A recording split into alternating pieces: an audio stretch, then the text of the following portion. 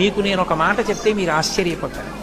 చంద్రశేఖరేంద్ర సరస్వతి మహాస్వామి వారి వంశంలో ఒకసారి పామే పుట్టింది. ఒక ఆడదానికి వాళ్ళ వంశంలో ఒక పాము పుట్టింది. పాము పుడితే 10 మందిలోకి ఆ పాముని తీసుకెడితే పాముని భయపడతారని తీసుకెళ్లేవారు కాదు. ఆ పాము వాళ్ళ ఇంట్లో తిరిగే ఆకలేస్తే తల్లి దగ్గరికి వచ్చి బుస్ బుస్ అని దానికి పెద్దదైపోయింది. పాలు పట్టడం ఎలా అనుమానపడి వాళ్ళు రోట్లో పాలు పోసి చల్లారబెట్టి అది వచ్చి పాలు తాగడం అలవాటు చేశారు.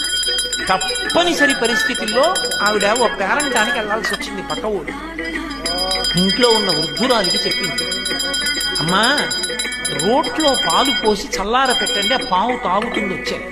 ఆ పాము వచ్చి పాలు తాగుతుందని తెలిసి కూడా ఇంట్లో వృద్ధురాలు మరుగు పాలు పోసింది.